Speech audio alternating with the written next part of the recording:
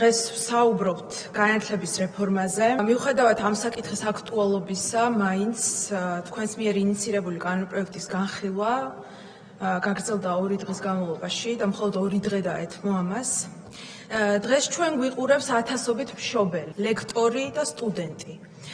ასევე, რომლებიც არიან საუნივერსიტეტო ცხოვრების ნაწილები. ჩვენ გვიყურებს 125,000-მდე სტატუს შეჩერებული სტუდენტი, რომელთა მთავარი გამოწვევა სოციალური მდგომარეობიდან გამომდინარე განათლების სრულფასოვანი მიღებაა. ჩვენ ახლა აკადემიური პერსონალის წარმომადგენლებიც გვიყურებენ, რომელთა ჩართულობით ჩვენს ქვეყანაში ქმედითი ნაბიჯები გადაიდგა განათლების სისტემისთვის და ეს არის ჩვენი ისტორიის ნაწილი. მსოფლიოში დემოკრატიულ და განვითარებულ ქვეყნებში განათლების რეფორმები მიმდინარეობს წლობით, იმისთვის, რომ გათვალისწინებული იყოს მათში ჩართული პირების საუკეთესო ინტერესები. მაგალითად, ფინეთში განათლების რეფორმა მიმდინარეობდა 20 წლის განმავლობაში. 5 წელი დაეთმო მხოლოდ და მხოლოდ კვლევის მიმართულებას ავსტრალიაში. რეფორმის მოდელირებაზე ძალიან ბევრს ვჭობენ ამ ქვეყნებში და ასევე რისკების შეფასებაზე ძალიან ბევრს მუშაობენ. დიდ ბრიტანეთშიც ხანგრძლივი კვლევის პროცესი უძღოდა წინ განათლების რეფორმას და ემყარებოდა, რა თქმა უნდა, აკადემიური პერსონალის მაქსიმალურ ჩართულობას. ჩვენს ქვეყანაში, სადაც უდიდესი გამოწვევებია განათლების ხარისხის მიმართულებით, რასაც თქვენც აღიარებთ, მე მაქვს შეკითხვა, რატომ ვაკეთებთ განათლების უმნიშვნელოვანესი კომპონენტის, უმაღლესი სასწავლებლების შესახებ გადაწყვეტილების მიღებას ესე დაჩქარებულად. რომ არ ივარგოს თქვენს მიერ შემოთავაზებულმა მიდგომამ. ვინ იღებს პასუხისმგებლობას მოსახლეობის წინაშე?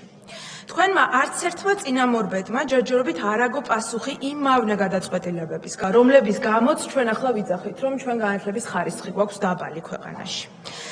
წარმოდგენილი კანონპროექტი არ ემსახურება არსებულ მწვავე გამოწვევას სწავლის ხარისხის გაუმჯობესებას. მეტიც, მას სრულიად სხვა მიზნები აქვს და არაფერი აქვს საერთო ღირსეული განათლების სისტემის შექმნასთან. ის ემსახურება სისტემის მეტ პარტიულ დაქვემდებარებას, აკადემიური თავისუფლების კიდევ უფრო მეტ შეზღუდვას, უნივერსიტეტის ავტონომიის გაქრობას და ასევე განსხვავებული აზრის დევნას, რა თქმა უნდა, ასევე ხარჯების შემცირებასაც. განათლების მიდგომებს ჩვენს ქვეყანაში სამინისტროს ყოველი ახალი ხელმძღვანელობა სვლის, ყოველი ახალი მინისტრი ოცნების პირობებში ახალი ინიციატივით მოდის და ძველი მიდგომების გაუქმებით იმუქრება. საბოლოოდ მივიღეთ ის მდგომარეობა, რაც არის ჩვენს ქვეყანაში განათლების სისტემის მიმართულებით, იმიტომ რომ არ ვსაუბრობთ განათლების ხარისხის გაუმჯობესებაზე და საჭიროა ეს რეფორმა იყოს სტაბილური, თანმიმდევრული, ხანგრძლივი და მდგრადი და არა ესეთი ნაჩქარევი, როგორცაც თქვენ გვთავაზობთ. კანონპროექტის წარმოდგენს მე დავუსვი შეკითხვები მოსმენების ფარგლებში, რატომ ხდება ასეთი მნიშვნელობის კანონპროექტის განხილვა მხოლოდ 2 დღეში და დაჩქარებულად. რაზეც ვერ მივიღე დასაბუთებული პასუხი, რატომ გვჭირდება ასე მალულად კანონის მიღება, რომელზეც პოზიციონირებთ, რომ ის აუმჯობესებს უმაღლესი განათლების სწავლის ხარისხს. თითქოს ამაში ხომ ყველა დაინტერესებულები უნდა ვიყოთ. აკადემიურ საზოგადოებას აქვს შეკითხვები და ბუნდოვანება რეფორმის მიმართულებით. რა ბედი ეწევა მაგალითად სოხუმის უნივერსიტეტს, რომელიც უდიდესი პოლიტიკური, ისტორიული და სიმბოლური მნიშვნელობისაა. ის სეპარატისტული რეჟიმისთვის წარმოადგენს უდიდეს ინტერესს. კითხვები დავსვი, რა კვლევებს ეფუძნებოდა წარმოდგენილი კანონპროექტის შექმნა. შრომის ბაზრის რომელი კვლევებით ჩამოყალიბეთ არსებულ პროექტში ნახსენები მიდგომები. თუმცა ამ კითხვებზეც მხოლოდ მოვისმინე დაპირებები, რომ კვლევები იქნება ან შემდეგი კვირიდან, ან კიდევ უფრო მომავალში. დიახ, დავეთანხმები ჩემს კოლეგას. ეს ჩვენს ეპოქაში ერთ-ერთი ყველაზე მნიშვნელოვანი და ფუნდამენტური რეფორმაა, თუმცა მისი მიზანი არ არის განათლების ხარისხის გაუმჯობესება. დეტალურად მინდა შევეხო კანონპროექტში არსებულ მუხლებს, რომლებიც უმძიმესი იქნება ჩვენი ახალი თაობის მომავლისთვის. Ამ კანონპროექტით აკრედიტაცია, როგორც სახელმწიფო დაფინანსების მიღების წინაპირობა, პრაქტიკულად უქმდება. აღნიშნული კი თავის მხრივ გამოიწვევს იმას, რომ აკრედიტაციის ფარგლებში ხარისხის შემოწმებას არ გაივლის არც საჯარო უნივერსიტეტში არსებული პროგრამები და არც კერძო უნივერსიტეტში არსებული პროგრამები. შედეგად საგანმანათლებლო პროგრამების ხარისხის შემოწმების პროცედურა პრაქტიკულად უქმდება, რაც ცხადია უარყოფითად აისახება საგანმანათლებლო პროგრამების ხარისხზე. ეს მაშინ, როდესაც განმარტებით ბარათშია მითითებული უმაღლესი საგანმანათლებლო დაწესებულებების მნიშვნელოვან ნაწილს, როგორც თქვენ გვეუბნებით, არ გააჩნია მაღალი ხარისხის საგანმანათლებლო პროგრამები. და ნაცვლად იმისა, რომ გაძლიერდეს პროგრამების ხარისხის შეფასების სისტემა, იგი პრაქტიკულად უქმდება. და ხარისხის უზრუნველყოფის გზად მიჩნეულია მთავრობის მიერ უმაღლესი სასწავლებლებისთვის განხორციელებული საგანმანათლებლო პროგრამების ჩამონათვალის დადგენა. მთავრობის მიერ განხორციელებული საგანმანათლებლო პროგრამების ჩამონათვალის განსაზღვრა და ყოველწლიურად მისაღები სტუდენტების რაოდენობის დადგენა აბსოლუტურად ეწინააღმდეგება უმაღლესი საგანმანათლებლო დაწესებულებების ავტონომიურობისა და აკადემიური თავისუფლების პრინციპებს. აღნიშნული სრულ წინააღმდეგობაში მოდის ბოლონიის პროცესთანაც. კერძოდ, ბოლონიის პროცესის ფარგლებში ტირანას კომუნიკეტი საქართველომ აიღო ვალდებულება. ხელისუფლებამ უნდა უზრუნველყოს საჭირო პირობები ინსტიტუციური ავტონომიის რეალობად ქცევისთვის. ხელისუფლებამ კერძო დამფინანსებლებმა და დონორებმა უნდა უზრუნველყონ ისეთი დაფინანსება, რაც უზრუნველყოფს ინსტიტუტების მიერ ინსტიტუციური პრიორიტეტებისა და პოლიტიკის ჩამოყალიბებას და განხორციელებას. ინსტიტუციური ავტონომია ბოლონიის პროცესის ფარგლებში განმარტებულია როგორც უმაღლესი საგანმანათლებლო დაწესებულების ნება და უნარი, რომ შეასრულოს საკუთარი მისია ზედმეტი ჩარევის გარეშე. განსაზღვროს და განახორციელოს საკუთარი პრიორიტეტები და პოლიტიკა ფინანსების, პერსონალის და აკადემიური საკითხების შესახებ. უმაღლესი საგანმანათლებლო დაწესებულებები უნდა სარგებლობდნენ აკადემიური ავტონომიით, რათა უზრუნველყონ აკადემიური საზოგადოების ცალკეული წევრების აკადემიური თავისუფლება. უმაღლეს საგანმანათლებლო დაწესებულებებს უნდა შეეძლოთ გადაწყვეტილების მიღება ჩარიცხვაზე, სასწავლო გეგმების შემუშავებაზე, პროგრამების დაწყებასა და ასევე მათ შეწყვეტაზე. აღნიშნულიდან გამომდინარე, ცხადია, რომ ეს კანონპროექტი პირდაპირ მოდის წინააღმდეგობაში ბოლონიის პროცესთან. ბოლონიის პროცესის კონტროლის ჯგუფს შეუძლია გადაწყვიტოს წევრის ან საკონსულტაციო წევრის სტატუსის შეჩერება უმაღლესი განათლების ევროპული სივრცის ზოგიერთ ან ყველა საქმიანობაში. ამ კანონპროექტის მიღებით თქვენ ამ მიმართულებითაც რისკში აგდებთ ჩვენს ქვეყანას.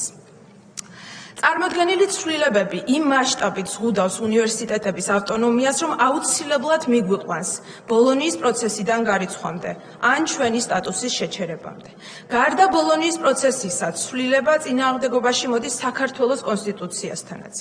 კანონპროექტიდან ვიგებთ, რომ სახელმწიფო დაფინანსებას უზრუნველყოფს მხოლოდ სახელმწიფოს მიერ გზნობულ უნივერსიტეტებში, ხოლო კერძო უნივერსიტეტებში სტუდენტებს აღარ ექნებათ სახელმწიფო დაფინანსების შესაძლებლობა. აღნიშნული წინააღმდეგობაშია პირველ რიგში საქართველოს კონსტიტუციასთან, რადგან კონსტიტუციის 27 მუხლის მიხედვით მოქალაქეებს უფლება აქვთ კანონით დადგენილი წესით სახელმწიფოს დაფინანსებით მიიღონ პროფესიული და უმაღლესი განათლება. კანონპროექტი არღვევს როგორც უმაღლესი საგანმანათლებლო დაწესებულების ავტონომიას, ასევე აკადემიურ თავისუფლებას, რადგან სწორედ უნივერსიტეტების ავტონომიურობა არის ერთ-ერთი მნიშვნელოვანი გარანტი უნივერსიტეტში აკადემიური თავისუფლებისა. განმარტებით ბარათში მითითებულია, რომ უნივერსიტეტებში სტუდენტთა მიღებისას კვოტების რაოდენობრივი განაწილება ამჟამად არ ეფუძნება შრომის ბაზრის არსებული და პოტენციური მოთხოვნების სიღრმისეულ ანალიზს. კანონპროექტის იმპლემენტაციის დაწყება მოხდება ასეთი კვლევის გაანალიზების გარეშე. ცხადია, რომ საკუთარი შეხედულებებისა და სადამსჯელო მექანიზმად იქცევა მთავრობის აღნიშნული უფლებამოსილება. მას არაფერი აქვს საერთო შრომის ბაზრის მოთხოვნებზე საუნივერსიტეტო განათლების მორგებასთან. გარდა ამისა, კანონპროექტის განმარტებითი ბარათი არაფერს ამბობს ახალი დაფინანსების მოდელზე, რომელიც უნდა დადგინდეს მთავრობის დადგენილებით. აღნიშნული ინფორმაციის გარეშე ცხადია მოკლებულები ვართ საშუალებას ვიმსჯელოთ ახალი დაფინანსების მოდელის უპირატესობაზე. დავუბრუნდები ისევ ბოლონიის პროცესს და ტირანას კომუნიკეს, რომელიც ხელისუფლებას აკისრებს ვალდებულებას, რომ უმაღლესი განათლების მარეგულირებელი ჩარჩოს ჩამოყალიბების პასუხისმგებლობა უნდა განახორციელოს უმაღლესი განათლების საზოგადოებასთან და სხვა დაინტერესებულ მხარეებთან კონსულტაციით. ხელისუფლებამ უნდა მიიღოს კონსულტაცია უმაღლესი განათლების სექტორისგან, უნივერსიტეტების შიდა დეპარტამენტების და შესაბამისი გარე დაინტერესებული მხარეებისგან და ჩართოს ისინი ამ საჯარო განხილვებში. კანონ პროექტის განმარტებით ბარათში ცარიელია კანონ პროექტის მომზადების პროცესში მიღებული კონსულტაციების გრაფა. მის მომზადებაში და განხილვაში არ ყოფილან ჩართული უმაღლესი საგანმანათლებლო დაწესებულებებისა და დაინტერესებული საზოგადოების წარმომადგენლები. ჩვენი საამაყო პროფესურა, რომლებმაც დღემდე მოიტანეს განათლების სისტემა ჩვენამდე. შესაბამისად, აღნიშნულით და მით უფრო კანონ პროექტის დაჩქარებულ ვადებში მიღებით, პროცედურული თვალსაზრისითაც ირღვევა ბოლონიის პროცესის ფარგლებში საქართველოს მიერ აღებული ვალდებულებები. კანონ პროექტში წარმოდგენილი ცვლილებით მაგისტრატურის საგანმანათლებლო პროგრამის ფარგლებში აღარ იქნება სავალდებულო კვლევითი კომპონენტი. აღნიშნული ცხადია მნიშვნელოვნად გაუარესებს მაგისტრატურის საგანმანათლებლო პროგრამის ხარისხს. და ეს მაშინ, როდესაც კანონ პროექტის ავტორები გვაჯერებენ, რომ ეს კანონი ემსახურება ხარისხიანი განათლების უზრუნველყოფას ჩვენს ქვეყანაში. საქართველოში უმაღლესი განათლების ხარისხის უზრუნველყოფის სისტემა ეფუძნება უმაღლესი განათლების ევროპული სივრცის ხარისხის უზრუნველყოფის სტანდარტებსა და სახელმძღვანელო პრინციპებს, რომელთან თავსებადობაც ENKA-ს წევრობის და ECAR-ის რეგისტრაციის წინაპირობაა. აღნიშნულ ორგანიზაციებში წევრობა საქართველომ და განათლების ხარისხის განვითარების ეროვნულმა ცენტრმა 2019 წელს მოიპოვეს. თუმცა 2024 წელს ხარისხის უზრუნველყოფის სააგენტოებისთვის განსაზღვრული სტანდარტების დარღვევისთვის ECAR-ში რეგისტრაცია დავკარგეთ, ხოლო ENKA-ს წევრობა დაკვირვების ქვეშ სტატუსით შეიცვალა. ხარისხის განვითარების ეროვნულ ცენტრს კი მიეცა 2 წელი იმ ნაკლოვანებების გამოსწორებისთვის, რომელიც დაფიქსირდა ამ შემთხვევაში. წარმოდგენილი კანონ პროექტი არათუ ხელს უწყობს აღნიშნული დარღვევების გამოსწორებას, არამედ დამატებით სტანდარტებთან შეუსაბამობის რისკებს ქმნის. სახელმწიფო უნივერსიტეტებისთვის ცენტრალიზებულად დაწესებული მოთხოვნები და მათი შეუსაბამობა მოქმედ ხარისხის უზრუნველყოფის სტანდარტებთან აჩენს კერძო და საჯარო უნივერსიტეტებში განსხვავებული მიდგომით შეფასების პირობებს. განსხვავებული მიდგომები საერთაშორისო დონეზე იწვევს ეჭვს ქვეყანაში მოქმედი უნივერსიტეტების ხარისხის სანდოობის მიმართ. აღნიშნული პროცესის ფარგლებში ENKA-ს ექსპერტები 2026 წელს თებერვალში ჩამოდიან ჩვენს ქვეყანაში, იმისთვის, რომ თავიდან მოხდეს ამ პროცესის შეფასება, უმაღლესი განათლების სისტემაში მიმდინარე ცვლილებები, ბუნდოვანი და წინააღმდეგობრივი საკითხები ვერ უზრუნველყოფს აღნიშნული შეფასების წარმატებით გავლას და ჩაშლის პროცესს და კიდევ ერთხელ ზიანს მიაყენებს ჩვენს ქვეყანას და ჩვენს ახალგაზრდებს. სინამდვილეში ეს ნაჩქარევი არალოგიკური და სწავლის ხარისხის მაკომპრომენტირებელი ეგრეთ წოდებული რეფორმა არის მხოლოდ ივანიშვილის მიერ აშენებული ქუთაისის საერთაშორისო უნივერსიტეტის საბიუჯეტო დაფინანსებაზე გადაყვანის პროცესი. აი ამიტომ გადაწყვეტეთ თქვენ ესე ნაჩქარევად ამ რეფორმის სასწრაფო წესით ჩატარება. უმაღლესი განათლების შემოთავაზებული რეფორმა მე მაგონებს სააკაშვილის დროინდელ 100 საავადმყოფოს პროექტს, რომლის შედეგადაც ჩვენ მივიღეთ განადგურებული რესპუბლიკური საავადმყოფო, მის წინ არსებული მომცრო ზომის კლინიკა და ასევე უწყლოდ დარჩენილი შადრევანი. და კარგად დავფიქრდეთ, ხომ არ მივიღებთ ამ რეფორმის შედეგადაც იგივე შედეგებს.